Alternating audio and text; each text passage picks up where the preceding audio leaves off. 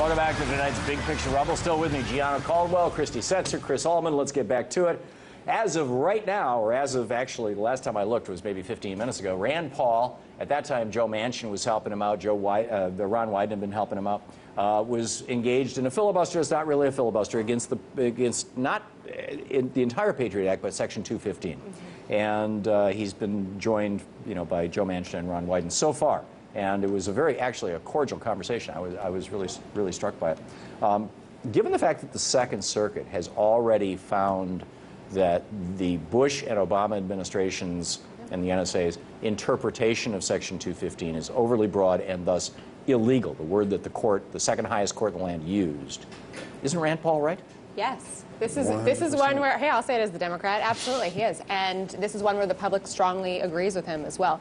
The majority of the public supports reform on these issues, is against the idea of mass surveillance. And it's one where he becomes this really interesting political figure because he does actually then bring together this bipartisan coalition. Yeah. So, absolutely.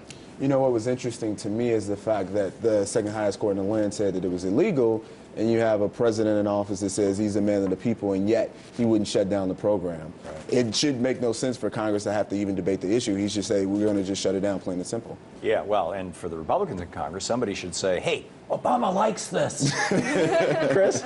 Well, I think this is not earth-shattering, and I think we all generally agree, but this just goes to the general dysfunction of Washington, D.C., where we have something that's very controversial, and yet, I'm going to say it, I think both parties will like to push it right up against the expiration wire so that they can push all the members to play politics. Well, and it's wrong on both sides because these are issues that need a lot of debate. And why are we debating it, hours or days before it expires? That's ridiculous. Why haven't we been doing it for months? Rand Paul, I want to move on to the next topic quickly, but Rand Paul made a point that just blew my mind. I thought it was extraordinary, and I talked about it on the radio at some length today because he made it fairly early on in his argument. He said, I'm paraphrasing, he said, I would call out to my Republican colleagues to have as much passion for the Fourth Amendment as they do for the Second. Mm-hmm. And it suddenly hit me.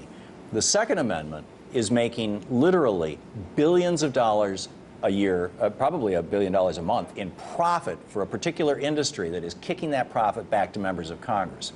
The Fourth Amendment, no one's making a profit following it, but Booz Allen Hamilton, who Ed Snowden worked for, and a whole bunch of other companies that are getting NSA contracts, they're making billions breaking the Fourth Amendment.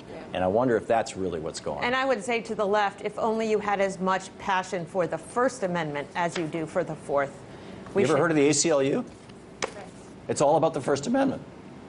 I mean, the left is like, yes, we are the First Amendment. Hillary wants to get rid of free speech, and other people want to get rid of free exercise of religion, and so, yeah, sure. All right.